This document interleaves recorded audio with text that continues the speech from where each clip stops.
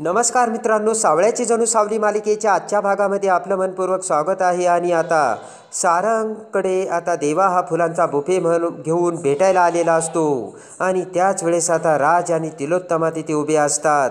आणि आता देवाने सारंग हा त्याचा ब्रदर असल्याचे त्यांना सांगितलेले असते. तेव्हा दोघेही हसू लागतात. राज म्हणतो की तुला सावली पाहिजे का? तर देवा म्हणतो की नाही नाही, मला सावलीची काहीच गरज नाही. पटकन आता असे म्हणत देवा आता तो फुलांचा बुफे घेऊन सारंगला भेटण्यासाठी त्याच्या बेडरूममध्ये जातो. तर आता इकडे तिलोत्तमा म्हणते की काय म्हणतोयस, म्हणजे सारंगचा ब्रदर? तर राजसुद्धा आता हसू लागतो. इकडे आता जयंती ही तिच्या रूममध्ये असताना एकनाथराव आणि कान्हू तिथे येतात. तेव्हा आता त्यांच्याकडे बघत जयंती म्हणते की मला वाटतं तुमचे राजकुमार काही सापडलेले दिसतच नाहीये. आणि तेवढ्यात आता जयंतीच्या मोबाईलवर आता कॉल येतो. आणि तेवढ्यात आता सखदेवने जयंतीला कॉल केलेला असतो. सखदेवचा आलेला फोन बघताच आता जयंती म्हणते की काय हो, सकाळपासून तुम्ही कुठे गेला आहेत आणि घरी काही सांगून जायचं नाही का? आणि फोन स्वतःजवळ ती घेऊन नाही जायचा का? तुम्हाला माहिती आहे का, तुम्ही घेऊन गेलात पण घरी काही पैसे वगैरे तर ठेवायचे ना, कर्जाचा बोजा मात्र ठेवून गेलेत. आणि कुठे उलटलाय सकाळपासून? कान्हू म्हणते की अगं जयंती, जरा व्यवस्थित बोल ना त्याच्यासोबत. आणि कान्हू आणि एकनाथराव आता सखदेवाला म्हणतात की सखदेवा, तू ठीक तर आहेस ना? आणि कुठेच बाळा तू? जयंती म्हणते की त्यांना काय रोग उलटलाय आणि कुठे येतो तुम्ही? सखदेव म्हणतो की जयंती, माझ्याकडे एक खुश खबर आहे. ती म्हणते की अहो, तुमच्याकडे कसली खुशखबर असणार? सूर्य काय पश्चिमेला उगवलाय का? आणि त्यानंतर आता सखदेवला काम लागल्याचे बघून कान्हू एकनाथरावला खूप आनंद झालेला असतो. जयंती तर करून आता सखदेवला म्हणते की अरे वा, तुम्हाला जॉब लागला, काम मिळालं. पण कुठलं काम मिळालं आणि कसं आहे ते? सखदेव म्हणतो की काम तर खूप चांगलं आहे. म्हणते की अरे पण सकाळी जाताना सांगून सुद्धा गेला नाही. तेव्हा आता सखदेव म्हणतो की त्याचं काय आहे ना, कामाच्या गडबडीत सकाळीच आता लवकर निघालो आणि कामाच्या गडबडीमध्ये फोनसुद्धा घरीच विसरलो. शेजारच्या या काकांकडून फोन घेतला आणि तुम्हाला फोन लावला. तेवढ्यात आता जयंती म्हणते की पण काम काय आहे? सखदेव म्हणतो की काम चांगलं आहे, पण उद्याचे उद्या मला माझं सगळं सामान घेऊन इकडे शिफ्ट व्हावं लागेल. तर जयंती म्हणते की उद्या कशाला, आजच जा की तुम्ही, फक्त पैसे वेळेवर पाठवा म्हणजे झालं. हसतच आता जयंती म्हणते की लग्नानंतरचा पहिला शब्द आहे माझ्या नवऱ्याचा, जेणेकरून मी एवढे खुश झाले आणि माझ्या नवऱ्याला आज चक्क नोकरी लागली. असे म्हणत आता जयंती ही पुन्हा ती सखदेवची तिथेच दृष्ट काढते. आणि आता सखदेवाची ती आनंदाची बातमी ऐकताच आता एकनाथराव विठ्ठलाला हात जोडतात. इकडे आता देवा हा सारंगच्या बेडरूममध्ये येऊन आता सारंगला भेटतो आणि म्हणतो की मित्रा, आपल्याला हे तुझं असं आवडलं नाही बरं का, तू बेडरूममध्ये असा अंथरुणावरती पडून राहणार.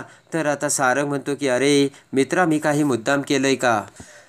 तेव्हा आता देवा म्हणतो की उपरवाल्या देवाचं काहीतरी नक्कीच कारण असणार बरं का यामागे सारंग. आणि ते ऐकताच आता सारंग म्हणतो देवा, बोलण्यात तर तुझा हात कोणीच पकडू शकत नाही. तेवढ्यात आता हसत म्हणतो की खरं आहे, कारण फक्त आता आपली लाईफ पार्टनरच आपला हात पकडू शकते. आणि त्यानंतर आता देवा सारंगकडे बघतो आणि म्हणतो की खरंच किती तब्येत डाऊन केली आणि किती लागून घेतलंयस? तेवढ्यात आता सारंग म्हणतो मी ठीक आहे रे, फक्त तुझ्यासोबत आता मी फाईट नाही करू शकत. ते ऐकताच आता देवा हसू लागतो. त्यानंतर आता देवा म्हणतो की बाकी सगळं जाऊ दे रे, पण तुझी लव्ह लाईफ काय म्हणते? तेवढ्यात आता सारंग म्हणतो की अरे माझी कसली आली लव्ह लाईफ? तेवढ्यात आता देवा म्हणतो की अरे जगात असा कुठलाच माणूस नाही की ज्याची लव्ह लाईफ नाही म्हणून. सारंग म्हणतो की अरे माझ्यासारखे बरेच जण आहेत. तेवढ्यात आता देवा म्हणतो की असं तुला वाटतंय रे सारंग? देवा म्हणतो सारंग, तुला माहिती आहे का, आपल्याला जे दिसतं ना ते कवीला पण दिसत नाही. सारंग म्हणतो खरंच आपली कोणीच आता लव्ह लाईफ नाहीये. देवा म्हणतो की बरं ठीक आहे, ठेवतो तुझ्यावरती विश्वास आणि लवकर बरा हो बरं का सारंग. त्यानंतर आता देवा म्हणतो की येतो बरं का मी सारंग, आणि लवकर बरा हो. आणि आता पटकन देवा आता बाहेर जातो. देवा आता बाहेर जाता क्षणी एका ठिकाणी थांबून विचार करू लागतो.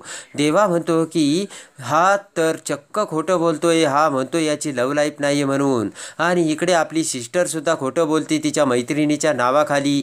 आणि माझ्याशी खोटं बोलून ह्या दोघांचं हे सगळं असं गुपित चालू आहे, ते सुद्धा राजा राणीच्या नावाखाली.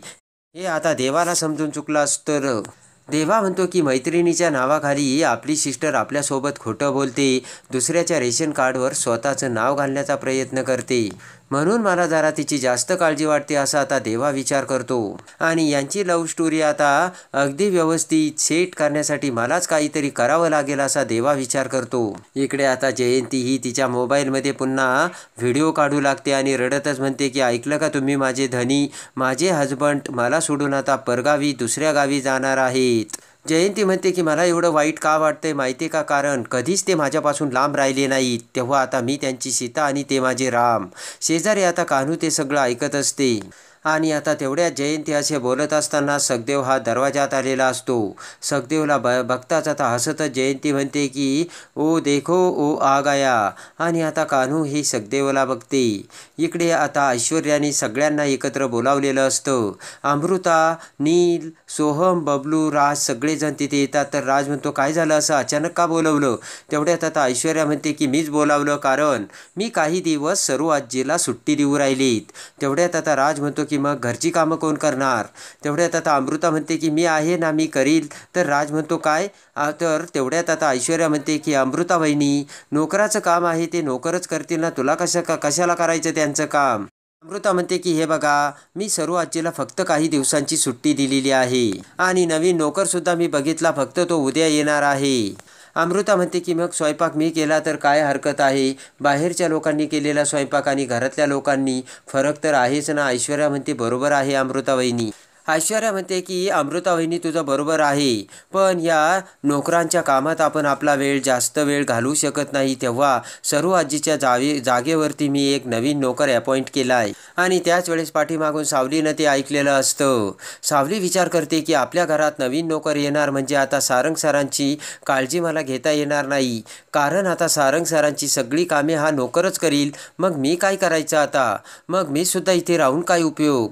असे विचार आता सावलीच्या डोक्यात येऊ लागतात. सावली विचार करते की या घरात सारंग सरांचीच अस्तित्वाची एकच गोष्ट अशी आहे की मला या घरातील माझ्या अस्तित्वाची ती किंमत दाखवून देते. आणि जर मला सारंग सरांची काळजी घेता येणार नसली तर मग मी आता काय करू असा विचार आता सावली करते. इकडे आता सखदेव येताच आता जयंती ही सखदेवाचं औक्षण करू लागते. आणि लगेच आता जयंती म्हणते की भागवतांच्या घराण्यात आजपर्यंत ज्याने कुणी एवढं मोठं काम केलं नाही ते माझ्या नवऱ्याने करून दाखवलं. पटकन आता जयंती ही सखदेवाचं औक्षण करते. तर सखदेव म्हणतो झालं का.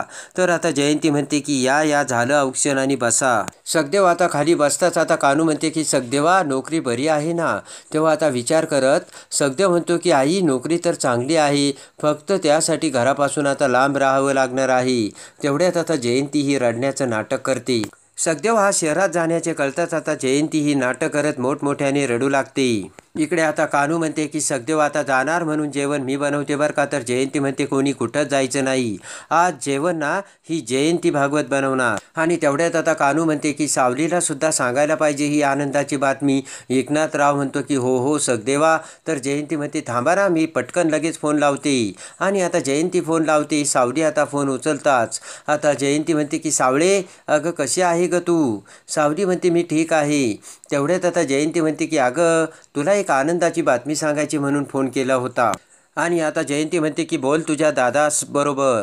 जयंती आता सखदेवाकडे मोबाईल देते. तर सखदेव म्हणतो हो साऊ बाळा, खरंच मला नोकरी लागली. सावलीला आता खूप आनंद झालेला असतो आणि सावली आता सखदेवाला अभिनंदन करत म्हणते की बरं झालं दादा, अरे संसाराचा गाडा व्यवस्थित चालण्यासाठी तुला नोकरी मिळाली, यापेक्षा आनंदाची बातमी काय असू शकते. आणि ही माझ्या विठ्ठलाचीच कृपा. आणि आता सखदेवाने मोबाईल स्पीकरवर टाकलेला असतो. सावलीचे ते बोलणे ऐकून आता एकनाथरावांचे डोळे भरून येतात आणि विठ्ठलाला नमस्कार करत एकनाथराव म्हणतात की रामकृष्ण हरी. आणि आता सावली खुश होत म्हणते की ही आनंदाची बातमी ऐकायला माझे कान आसुसलेले होते, पण बरं झालं आता दादा तुला काम मिळालं आणि तुझ्या रिकाम्या हाताला काम मिळालं, यापेक्षा आनंद काय आहे. आणि आता आपल्या संसाराचा म्हणजे तुझ्या सगळ्या संसाराचा गाडा व्यवस्थित चालणार आणि मी तुला नोकरी लागल्यामुळे खरंच खूप खुश आहे. हे सावलीचे बोलणे ऐकताच आता इकडे सखदेवाचे डोळे भरून आलेले असतात. आपल्याला नोकरी मिळाली आणि तिकडे साऊ बाळाला किती आनंद झाला, यामुळे सखदेवाला आता खूप वाईट वाटत असते. आणि इकडे आता सावलीला खूप आनंद झालेला असतो आणि त्या क्षणी आता इकडे डॉक्टर हे मेंढळ्यांच्या घरी आलेले असतात. डॉक्टर आता सारंगला तपासतात आणि सारंगचा हात आता डॉक्टरांनी सोडलेला असतो. त्यानंतर आता सारंग त्याचा हात वरखाली करू लागतो. तेव्हा आता सोहम म्हणतो की दादा जरा हळू. तर आता लगेच तिलोत्तमा म्हणते की हळू काय हळू, तो मेंदळे आहे आणि स्ट्रॉंग आहे. तेवढ्यात आता डॉक्टर म्हणतात की हे बघा, त्यांच्या मनाप्रमाणे करू द्या, त्यांना कुणीही असा फोर्स करू नका. तर सारंग आता त्याच्या मनाप्रमाणे हाताची हालचाल करू लागतो. बबलू म्हणतो खरंच सारंग दादा शेर आहे, थोडा वेळ आता बघा तो चालत जाईल आणि मग पळायला लागेल. सारंग आता डॉक्टरांना त्याची तब्येत अगदी नॉर्मल आणि व्यवस्थित असल्याचे सांगतो. तेव्हा आता तिलोत्तमाला देखील हायसे वाटते. तर डॉक्टर म्हणतो की चला मग आता मी निघतो. आणि त्यानंतर आता डॉक्टर निघून जाताच इकडे तिलोत्तमा खूप खुश होऊन आता सारंग जवळ येते आणि प्रेमाने सारंगकडे बघत हसू लागते. आणि आता सारंग आपला पूर्णपणे बरा झाला यामुळे तिलोत्तमाला आनंद झालेला असतो. इकडे आता सखदेव हा विठ्ठलाच्या मूर्तीसमोर येतो आणि विठ्ठलाच्या मूर्तीसमोर हात जोडून आता सखदेव म्हणतो की विठ्ठला, तुझ्यापासून काय लपवायचंय, तू तर सर्वज्ञ आहे आणि मी आज काय केलं ते तुला माहितीच आहे.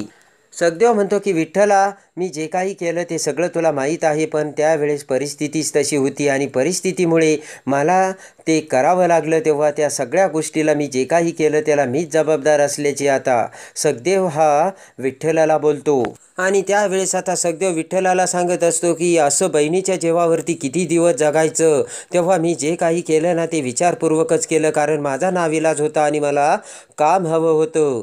तेव्हा आता सखदेवाने ज्या वेळेस आता ठेकेदाराने सखदेवाला कंपनीच्या बाहेर काढलेलं असतं त्याच वेळेस आता ऐश्वर्या तिथे कशी येते. आणि आता ऐश्वर्या तिथे येऊन सखदेवला बघताच आता ठेकेदारला म्हणते की काय चाललं हे इथे. तेवढ्यात तो ठेकेदार म्हणतो मॅडम, हा माणूस काम मागायला आला होता पण याला एकही जड काम येत नाही. आणि तेवढ्यात आता ठेकेदाराला आता ऐश्वर्या जायचं सांगते. सखदेवाकडे बघत आता ऐश्वर्या म्हणते की काय रे, तुला काम हवं आहे. तर सखदेव म्हणतो हो मॅडम, मला कामाची खूप गरज आहे. तेवढ्यात आता ऐश्वर्या म्हणते की ठीक आहे, मी तुला काम देते, ये बरं आतमध्ये. आणि आता ऐश्वर्या सखदेवला आतमध्ये बोलावते. ऐश्वर्या आता सखदेवला म्हणते की काय काम येतं आहे तुला. सखदेव म्हणतो मला टाळ वाजवता येतं, मृदुंग वाजवता येतोय, पण हे सगळं काम करून काही पोट भरत नाही ना, तेव्हा मी पडेल ते काम करील. तर ऐश्वर्या म्हणते की म्हणजे तुम्ही सांगेल ते काम करशील. तर सखदेव आता तयार होतो. तेव्हा आता ऐश्वर्या म्हणते की तुला कामाची गरज आहे, पण ते काम कुठे जरी असले तर तुला चालेल ना. सखदेव म्हणतो हो. तेव्हा आता ऐश्वर्या म्हणते की ते काम घरापासून लांब जरी असलं तरी तुला तिथे यावं लागेल आणि ते काम करावं लागेल, चालेल तुला. तर सखदेव होकार देतो. सखदेव आता होकार देताच आता ऐश्वर्या म्हणते की हे बघ, तू जे काम मी सांगेल ते करायला तयार आहे, पण मधोच तुला काम सोडून जाता येणार नाही बरं का. आणि आता लगेच ऐश्वर्या म्हणते की तुला तसं मला लिहून द्यावं लागेल. आणि इकडे सखदेव म्हणतो की अहो मॅडम, विठ्ठलाचे आम्ही भक्त आहोत आणि आमच्या तोंडातून गेलेला शब्द म्हणजेच आमच्यासाठी ती संपत्ती आहे. तेव्हा मी तुम्हाला शब्द दिला, मध्येच मी काम सोडून येणार नाही. ते ऐकताच आता ऐश्वर्याला सखदेवचा विश्वास वाटतो. आणि तेवढ्यात आता ऐश्वर्या म्हणते की ठीक आहे, तू एवढा विश्वास दाखवतोयस ना, मग आमच्या घरामध्ये नोकराचं काम आहे आणि तुला नोकराचं काम करावं लागेल. मी तुला त्यासाठी 18,000 रुपये पगार देईल. ऐश्वर्याचे ते शब्द ऐकता जाता ताबडतोब इकडे सखदेवाला मोठा धक्का बसलेला असतो. 18,000 रुपये मिळणार, पण नोकराचं काम करावं लागणार, या विचाराने आता सखदेव हा गोंधळून गेलेला असतो. ऐश्वर्या म्हणते की अरे, यामध्ये तुझं सेविंग देखील होईल आणि तुझं सगळं खर्चसुद्धा भरून निघेल आणि महत्त्वाचं म्हणजे तुला जॉबसुद्धा मिळाला आहे आणि तुला फिक्स इन्कमसुद्धा मिळेल. हा जोडून आता सखदेव म्हणतो की जमल मॅडम मला. तर ऐश्वर्या आता उद्यापासूनच सखदेवला कामावर बोलावते आणि विठ्ठलासमोर ते सगळे आता हात जोडून सखदेवला आठवलेलं असतं. इकडे आता अमृता आणि सावली ह्या दोघीही बसून आता नोकर घरात येणार आणि सर्व आजी जाणार याविषयी चर्चा करत असतात. आणि आता सावली म्हणते की हा निर्णय मला असं वाटतंय तिलोत्तमा मॅडमनीच घेतला असेल. तेवढ्यात आता अमृता म्हणते की ऐश्वर्या एवढी कन्फर्म बोलत होती म्हणजे नक्कीच आईचा सुद्धा यामध्ये होकारच असेल. आणि आता यापुढे जर नोकर आला तर माझं काय होणार, असे सावली अमृताला विचारते. सावली म्हणते की त्याचं काय आहे ना, या घरात माझं येणं कुणालाच मान्य नव्हतं आणि पसंत नव्हतं. उगाचच सावली म्हणते की सारंग सरावर माझं लग्नाचं ओझं लादलं गेलंय. सावली म्हणते की मी आता दुहेरी कात्रीत सापडली. मी जर पुन्हा माझ्या घरी गेले तर ते माझ्या घरच्यांना सहन नाही व्हायचं आणि म्हणून मिळेल त्या कामात मी माझं मन रमून घेत होते असे सावली आता अमृताला बोलते. आणि आता नोकर येणार मग मी काय करणार असे प्रश्न आता सावली ही अमृताला करू लागते. सावली म्हणते की मला सारंग सरांची काळजी घेता येत होती, त्यांचं काम करता येत होतं आणि त्या कामामध्ये मी आनंद मानायचे आणि त्या निमित्ताने मला त्यांच्या जवळसुद्धा राहता येत होतं. विचार करत आता सावली म्हणते की सारंग सरांसाठी आता या घरात सेवक येणार आहे, म्हणजे या घरात आता माझी काहीच गरज असणार नाहीये आणि तसंही या घरात मला माझा दर्जासुद्धा मिळाला नाही. तेव्हा वहिनी मी आता काय करू तुम्हीच मला सांगा. तेव्हा आता अमृता एक मोलाचा सल्ला आता सावलीला देते आणि म्हणते की हे बघ सावली, जेव्हा मी लग्न करून या घरात आले तेव्हा माझ्या एक गोष्ट चांगलीच लक्षात आली आणि ती म्हणजे जो समोरचा दिवस येईल ना तो दिवस आपला आणि तो दिवस आपल्या मनासारखा कसा जगायचा याचा आपण प्रयत्न करत राहायचं, हेच माझ्यासाठी आजपर्यंत घडत आलंय. अमृता म्हणते हे बघ सावली, आपण जगाला बदलू शकत नाहीत पण स्वतःला बदलवणं मात्र आपल्या हातात असतं. आणि ते ऐकताच आता सावली म्हणते की मग आपण यामध्ये काहीच नाही करू शकत का वहिनी.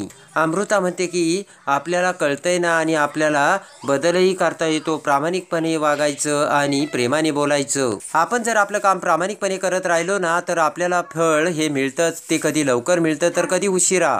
सावली म्हणते की पण आता माझ्या समोर जे वाढून ठेवले ना त्याचं फळ आता काय मिळेल याचीच मला काळजी वाटते. त्यानंतर आता अमृता म्हणते की कसं आहे ना सावली, प्रत्येक बाईचा एक अधिकार असतो आणि तो अधिकार जर टिकवायचा असेल तर अगोदर त्या बाईला तिचा संसार टिकवावा लागतो आणि ही तुझी परीक्षा आहे असं समज आणि त्या परीक्षेमध्ये तू नक्की पास होशील असा मोलाचा सल्ला अमृता आता सावलीला देते. आणि त्या क्षणी दरवाजात सारंग तिथे आलेला असतो आणि सारंग आता त्यांचे ते बोलणे ऐकतो आणि सारंग आता ते बोलणे ऐकून लगेचच बाहेर निघून जातो. तेव्हा आता अमृताने दिलेल्या सल्ल्यानुसार आता सावली ही कशी वागणार आणि पुन्हा आता सारंगच्या जवळ आता सावली कशी येणार हे बघण्यासाठी आणि सावळ्याची जणू सावली मालिकेच्या डेली अपडेटसाठी आपल्या चॅनलला लाईक करा आणि सबस्क्राईब करा.